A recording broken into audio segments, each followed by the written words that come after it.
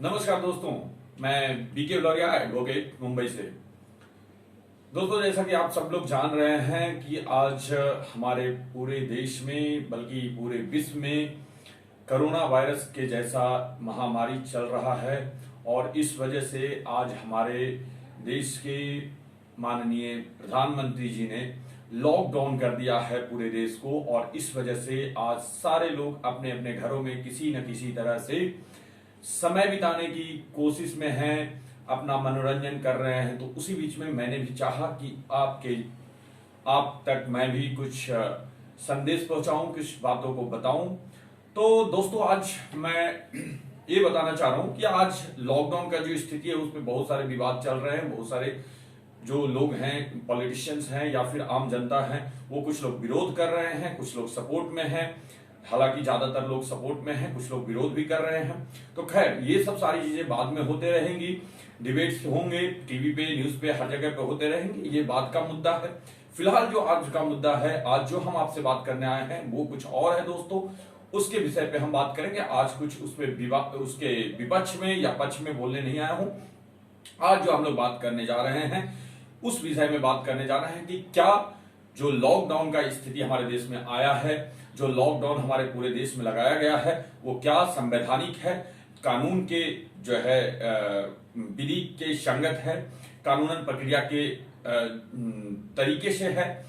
क्या हमारे प्रधानमंत्री को इसके लिए जो है कोई राइट्स है, कोई पावर है या नहीं है, क्या इसके लिए कानून इजाजत देता है या नहीं देता है, इस चीज के ऊपर, इस विषय पे हम लोग बात करने आए हैं। तो दोस्तों, उसके पहले मैं आपको बता दूं कि जो है हमारे देश में इस वक्त सिर्फ लॉकडाउन का ही बात या चर्चा नहीं चल रहा। इसके अलावा और भी दो शब्द का इस्तेमाल बहुत ज्यादा तेजी से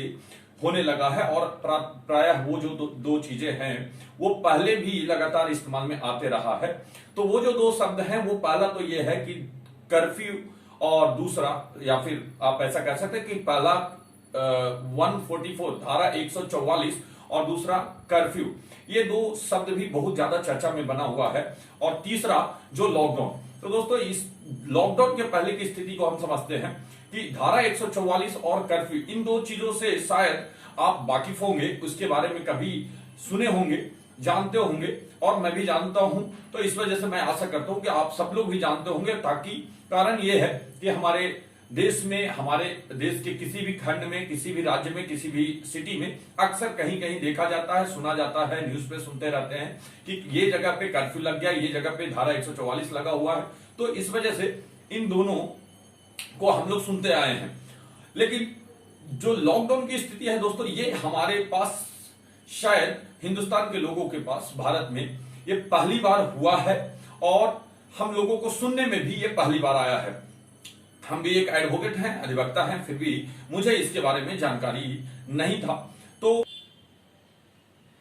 हाँ, तो ये दोनों चीजों के बारे में हम लोग पहले से जान रहे हैं और सुनते आए हैं। लेकिन फिर भी इसके बारे में थोड़ा सा शॉर्ट में मैं उसके पहले लॉकडाउन का जो स्थिति है, लॉकडाउन क्या संवैधानिक जो कानून रूप से क्या अधिकार है, नहीं है, इसके ऊपर हम लोग डिस्कस करने के पहले ये दो शब्दों को हम थोड़ा सा ब्रीफ में, थोड़ा सा या फिर शॉर्ट में समझ लेते हैं। पहला यह है दोस्तों कि हम लोग ने धारा 144 जैसा कि जानते हैं हम सब लोग, और जो है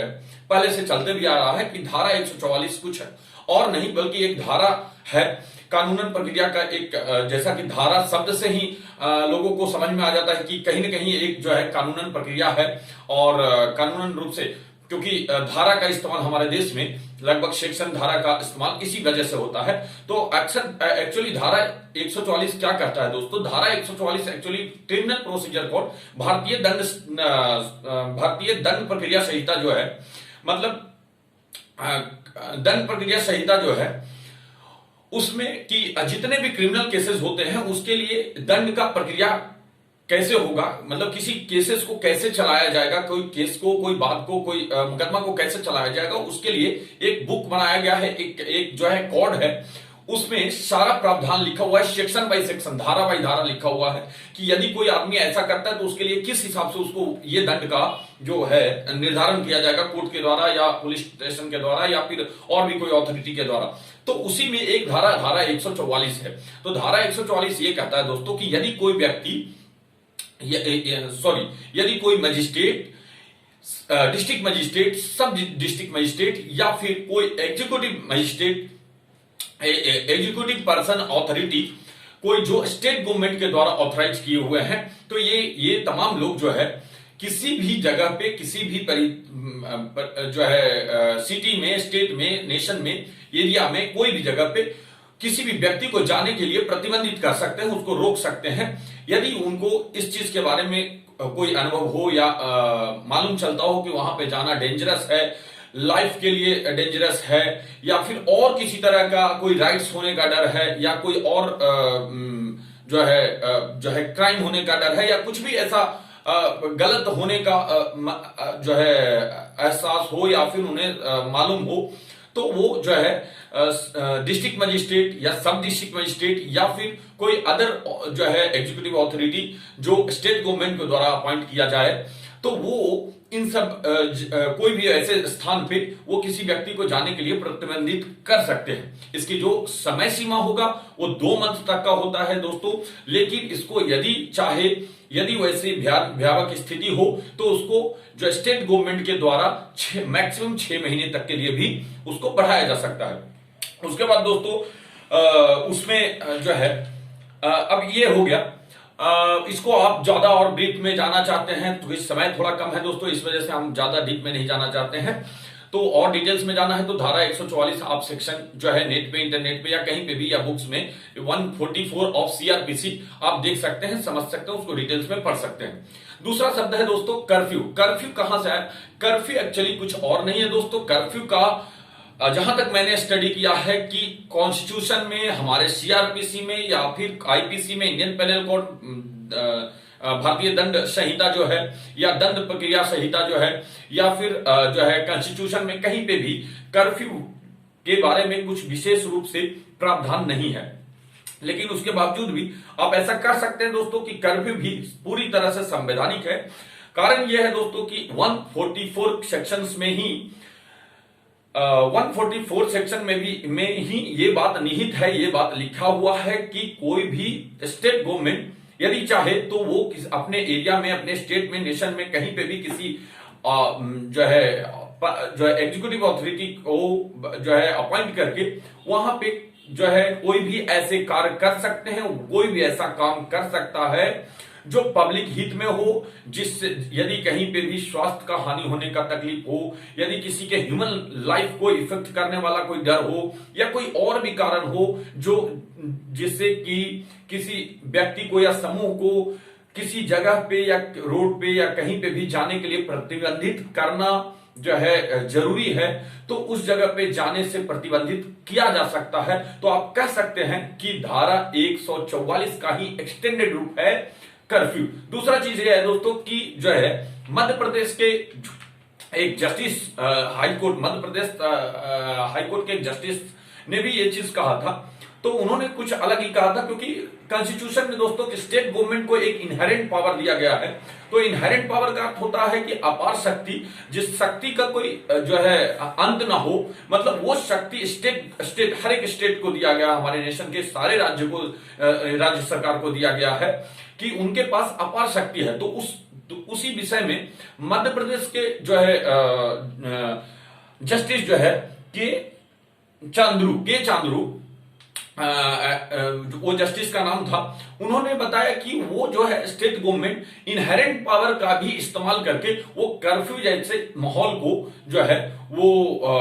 के लिए ऑर्डर कर सकते हैं, मतलब कि कर्फ्यू को भी लाया जा सकता है। तो वो इनहेरेंट पावर को इस्तेमाल करके जो है कर्फ्यू को जो के लिए भी ऑर्डर कोई भी स्टेट गवर्नमेंट कर सकता है। तो कहने का मतलब दोस्तों कि इस चीज को भी हम लोग थोड़ा सा जरा ये चीज को समझ गए तो हमें मालूम चलता है, समझ में आता है कि दोस्तों की कर्फ्यू भी पूर्ण रूप से संवैधानिक है। अब तीसरी बात आती है दोस्तों की लॉकडाउन। तो लॉकडाउन के बारे में दोस्तों हम लोगों ने पहले कभी नहीं सुना, आखिर लॉकडाउन है क्या? तो लॉकडाउन के बारे में थोड़ा डिटेल्स में हमने जो है स्टडी किया, उसके बारे में वो कहां से आया, क्या है, उसका मीनिंग क्या है। तो पता चलता है दोस्तों कि lockdown actually lock, LOC, lock word और इंग्लिश जो है ओल्ड इंग्लिश वर्ड LOC का और दूसरा वर्ड DOUN, डॉन, ये दो वर्ड से बना है। LOC जो है वो ओल्ड इंग्लिश से बना है, लाया गया है, जिसका मीनिंग होता है फर्स्ट और उसका मतलब है कि बंधन। और दूसरी चीज है DOUN, इसका अर्थ जो दूसरा वर्ड जो को ऐड किया गया लॉ के साथ डाउन, DOUN, एक्चुअली हम लोग पढ़ते हैं DOWN, लेकिन ये वर्ड है DOUN और इसका अर्थ होता है दोस्तों पूर्ण रूप से, पूरी तरह से कह सकते हैं, पूरी तरह से। तो इस तरह से हम लोग समझते हैं LOC का मतलब होता है जो है बंधन और डॉन का अर्थ हो जाता है पूरी तरह से। तो पूर्ण रूप से जो बंधन, जो बांध देना, पूर्ण रूप से किसी चीज को प्रतिबंधित कर देना। एक चीज समझ लीजिए दोस्तों कि कर्फ्यू की स्थिति में थोड़ा सा वो जो है पूर्ण रूप का बात नहीं है, जबकि यहां पे पूर्ण रूप का बात आता है। तो इसमें समझने वाली बात है कि इसका अर्थ, इस वर्ड का मीनिंग ये होता है दोस्तों कि कर्फ्यू, लॉकडाउन का अर्थ हो जाता है कि पूर्ण रूप से किसी चीज के ऊपर प्रतिबंध कर देना, किसी चीज को रोक देना, किसी चीज को बांध देना। दूसरी चीज है दोस्तों कि कुछ विद्वान लोगों ने भी इसके बारे में अपना अपना बात रखे हैं, अपने अपने बारे में बताए हैं। वो चीज समझने के पहले इसके बारे में हम ये भी समझे दोस्तों कि कर्फ्यू लॉकडाउन एक्चुअली हमारे लिए नया हो सकता है, लेकिन ये ऑलरेडी विश्व में और कई जगहों पे पहले भी कई मर्तबा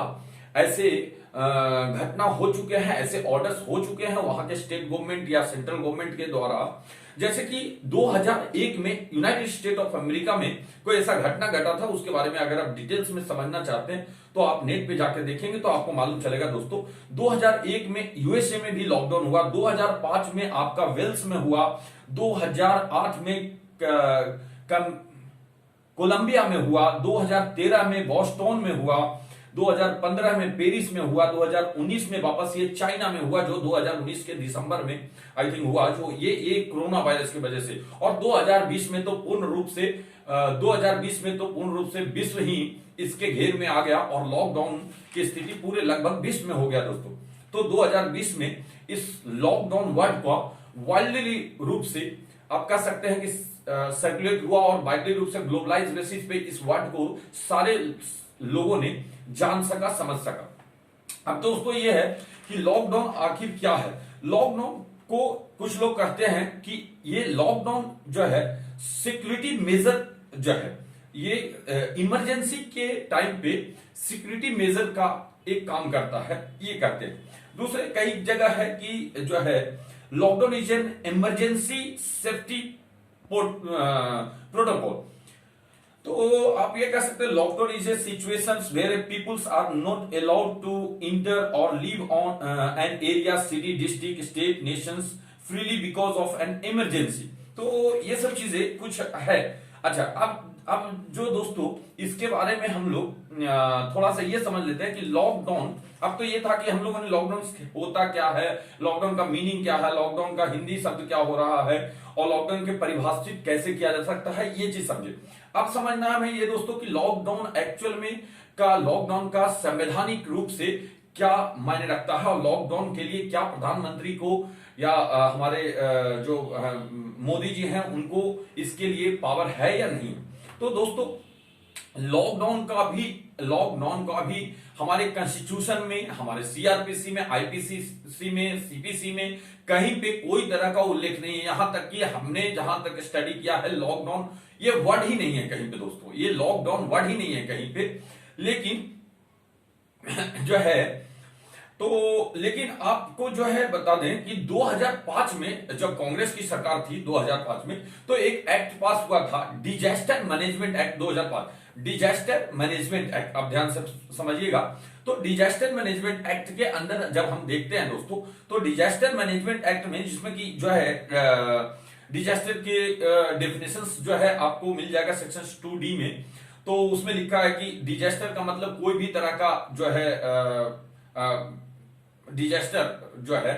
वो जो कि मैन मेड भी हो या बाय नेचर भी हो, आपदा कोई भी तरह का बाय जो है नेचर भी हो सकता है, जैसे भूकंप आ जाए, बाढ़ आ जाए या फिर और भी कुछ चीजें हो जाए, या फिर कोई जो है बाय नेचर ही कोई डिजीज फैलने लगे जो बहुत बिग स्केल पे जो है वो सर्कुलेट करने लगे, पर्सन टू पर्सन बढ़ने लगे, तो इस तरह के कुछ भी कार्य हो जाता है तो वो डिजास्टर मैनेजमेंट एक्ट के तहत जो है दोस्तों, उसमें डिजास्टर मैनेजमेंट एक्ट के सेक्शन 6(2) में, section 6(2)(i), section 6 sub section 2 और क्लॉज आई में ये चीज लिखा हुआ है और ये चीज बताया गया है कि यदि ऐसी कोई सिचुएशन, यदि डिजास्टर के जैसा कोई सिचुएशन होता है तो उस स्थिति में जो है एक नेशनल डिजास्टर क्या कहते हैं अथॉरिटी, नेशनल डिजास्टर अथॉरिटी बनाया जाएगा और जिसके की जो हेड ऑफ द पर्सन होंगे, जो चेयरपर्सन होंगे, चेयरमैन जो होंगे वो पीएम होंगे, प्रधानमंत्री होंगे नेशन के। तो ये जो चीजें लिखा हुआ है वो सेक्शन 3 ऑफ द जो है दिस सेक्शन जो एक्ट जो है डिजास्टर मैनेजमेंट एक्ट के सेक्शन 3 में ये चीज लिखा हुआ है कि जो है नेशनल डिजास्टर अथॉरिटी बनाया जाएगा और उसके जो मेन पर्सन जो होंगे, जो चेयरपर्सन होंगे वो प्राइम मिनिस्टर होंगे। और सेक्शन 6(2)(1) में लिखा हुआ, आई में लिखा हुआ है, सेक्शन 6 सब सेक्शन 2 क्लॉज आई में ये चीज लिखा हुआ है कि वो डिजास्टर नेशनल डिजास्टर अथॉरिटी के जो चेयरपर्सन होंगे वो इस तरह के डिजास्टर को रोकने के लिए वो किसी भी तरह का कोई भी तरह का स्टेप ले सकते हैं, कोई भी तरह का रेगुलेशन ला सकते हैं, कोई भी तरह का नोटिफिकेशन दे सकते हैं, कोई भी तरह का ऑर्डर दे सकते हैं। तो और साथ ही साथ जो है दोस्तों ये सेक्शन 38 जब पढ़ेंगे तो सेक्शन 38 में इसके बारे में लिखा है कि जब यदि ऐसा ऑर्डर होता है नेशनल डिजास्टर अथॉरिटी के द्वारा, मतलब जो है प्राइम मिनिस्टर के द्वारा, क्योंकि प्राइम मिनिस्टर ही चेयरपर्सन होंगे उसके, तो वो चीज को पूरे स्टेट को, मतलब उस नेशन के पूरे, हमारे नेशन के पूरे स्टेट को, सारे राज्य की सरकार को के लिए मानना बाध्य हो जाएगा। जो है आपका कह सकते हैं कि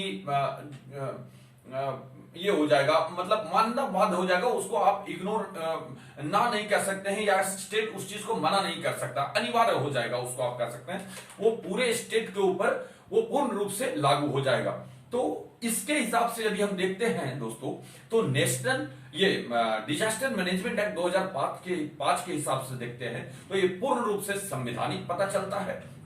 माना जाता है। दूसरी चीज ये है दोस्तों कि एक और एक्ट है epidemic disease act, epidemic disease act 1897। जब ये चीज हम देखते हैं, एपिडेमिक डिजीज एक्ट मतलब महामारी की जैसी बीमारी यदि कोई फैलने लगता है, जो कि 1897 का एक्ट है दोस्तों। तो यदि यहां पे देखते हैं तो यहां पे भी सेक्शन 2 में ये चीज का साफ तौर पे लिखा गया है कि एपिडेमिक डिजीज एक्ट में भी ये वर्णन दिया गया है, ये बात लिखा गया है सेक्शन 2 में कि कोई भी स्टेट गवर्नमेंट या सेंट्रल गवर्नमेंट दोनों को ही इस तरह के कोई महामारी के जैसा बीमारी फैलने लगे कोई जो है, तो उसी स्थिति में वो जो है पब्लिक हित में ह्यूमन लाइफ को सेव करने के स्थिति के लिए वो किसी भी तरह का कोई भी स्टेप लिया जा सकता है। ये साफ तौर पे एनी स्टेप लिखा हुआ है दोस्तों। तो इस चीज को भी हम देखते हैं कि इस एक्ट के हिसाब से भी जब देखते हैं तो जो है वो जो है संवैधानिक पता चलता है। तो दो एक्ट हमें सामने नजर आता है दोस्तों। दोनों एक्ट के हिसाब से यदि देखा जाए तो लॉकडाउन एकदम बिल्कुल ही संवैधानिक पता चलता है। अच्छा, ये जैसा कि बाकी आप जानते हैं एपिडेमिक डिजीज एक्ट में जैसा है कि यदि कोई स्टेट जो है ये महामारी के जैसा कोई चीज को ऑर्डर कर दिया इनकेस इस एक्ट के तहत, तो उसको अगर कोई पब्लिक कोई सोसाइटी या कोई पर्सन जो है नहीं मानते हैं तो वो चीज सारे लोगों को मालूम है कि महामारी के लिए जो है 188 जो section IPC Indian penal code 1860 जो है उसके जो है 188 में ये प्रावधान दिया गया है दोस्तों कि इसके लिए यदि आप ऐसे चीज को उल्लंघन करते हैं, ऐसे ऑर्डर को उल्लंघन करते हैं, तो उसके लिए आपको 6 महीने तक का कारावास हो सकता है और दंड हो सकता है। और साथ ही साथ जो भी है कॉग्निजेबल ऑफेंस हो, इवन नॉन कॉग्निजेबल ऑफेंस भी हो, तो ऐसे कोई भी एक्ट जो ऑर्डर को फॉलो नहीं करते हैं, कोई भी पर्सन जो ऑर्डर को फॉलो नहीं करते हैं, तो उनको एटलीस्ट 24 आवर्स तक तो पुलिस अपने हिरासत में भी रख सकती है। ये सब सारी चीजें आपको समझ में हम लोग को आ जाता है। अच्छा, दूसरा चीज ये चीज है दोस्तों कि इमरजेंसी, कॉन्स्टिट्यूशन में इमरजेंसी वर्ड को भी बोला गया है कि इमरजेंसी का भी ऑर्डर किया जा सकता है। ये प्राइम मिनिस्टर का नहीं, ये प्रेसिडेंट ऑफ इंडिया जो है, नेशन के प्रेसिडेंट का ये पावर है जो कॉन्स्टिट्यूशन देता है। आर्टिकल 352, 356 और 360, 352, 356 और 360, ये 3 आर्टिकल है दोस्तों। आर्टिकल ये कॉन्स्टिट्यूशन का, भारतीय संविधान का। तो इसमें इमरजेंसी के लिए ऑर्डर किया जा सकता है ऐसे भयावह की स्थिति में, खास करके 352 के आर्टिकल 352 के तहत जो है, क्योंकि 360 जो है वो फाइनेंशियल क्राइसिस है, अगर है फाइनेंशियल इमरजेंसीज वगैरह है तो उसके ऊपर लागू होता है। और उसी तरह से जो है in specific state by the बाद में फिर आपको आर्टिकल 352 और तो इसलिए 352 और आर्टिकल 356 और 52 के तहत इमरजेंसी को भी ऑर्डर किया जा सकता है। तो इसमें सवाल यह उठता है दोस्तों कि आखिर इमरजेंसी का लॉ था, इमरजेंसी के वर्ड थे, कॉन्स्टिट्यूशन में था, तो ये लॉकडाउन क्यों लाया गया? तो इसलिए आप ये चीज को भी समझने के लिए आप समझ सकते हैं दोस्तों कि लॉकडाउन इसलिए लाया गया, लॉकडाउन का को इसलिए जो है प्राइम मिनिस्टर ने जो है ये किए, ऑर्डर किए, क्योंकि इमरजेंसी का जो ऑर्डर करने का, इमरजेंसी ऑर्डर करने का जो पावर दिया गया है कॉन्स्टिट्यूशन में दोस्तों, वो प्रेसिडेंट को दिया गया है, प्राइम मिनिस्टर को नहीं दिया गया है। और जैसा कि हम सब जानते हैं कि प्राइम मिनिस्टर हमारे जो प्रेसिडेंट जो हमारे होते हैं वो सर्वोच्च पद को, प्रेसिडेंट का पद जो होता है वो सर्वोच्च पद होता है, और इसलिए उनका जो पावर्स है वो तभी इस्तेमाल किया जाना चाहिए जब जो है हमारे जो सर्वोच्च पद के जो लोग हैं उनसे नीचे के पद के जो पावर्स हैं वो वेस्ट हो जाए, वो खत्म हो जाए। तो यदि इमरजेंसी के पावर, इमरजेंसी का ऑर्डर प्रेसिडेंट हमारे करते हैं तो उस स्थिति में यह समझ में आता है दोस्तों कि हाँ, प्राइम मिनिस्टर के सारे पावर्स खत्म हो चुके हैं। जबकि ऐसा नहीं है। हम लोगों ने दो एक्ट पढ़ा, 2 एक्ट के बारे में समझा, तो उसमें मालूम चला कि प्राइम मिनिस्टर के पास भी ऑलरेडी वो पावर्स हैं, तो इसलिए वो इमरजेंसी को जो है लागू ना, इमरजेंसी के लिए प्रेसिडेंट के पास, प्रेसिडेंट को ऑर्डर करने की आवश्यकता ना पड़े, ये इस वजह से वो लॉकडाउन को किया गया। तो आप कह सकते हैं दोस्तों कि emergency declaration means all power of the state and the central has vested and hence जो है ना बस इतना। तो emergency power, emergency declaration means all power of the state and central has vest. तो कि इमरजेंसी का अर्थ ही यही है दोस्तों कि जो सेंट्रल और स्टेट गवर्नमेंट के सारे पावर्स जहां खत्म हो जाता है तहां इमरजेंसी लगाने की जरूरत पड़ती है, क्योंकि वो जो स्टेट गवर्नमेंट या सेंट्रल गवर्नमेंट हमारा ऑर्डर नहीं देता है दोस्तों, वो हमारे प्राइम मिनिस्टर, प्रेसिडेंट देते हैं, जो ना ही सेंट्रल गवर्नमेंट का पार्ट है और ना ही स्टेट गवर्नमेंट का पार्ट है। तो आप ये सारी चीजों को समझ गए होंगे। मैं आशा करता हूं दोस्तों कि आप सारी बातों को, ये 3 वर्ड्स को अच्छी तरह से समझ गए होंगे। तो इसलिए ये सारे विधिवत रूप से हैं, लॉफुल हैं और संवैधानिक है। तो इसलिए मैं आप सबसे आग्रह करता हूं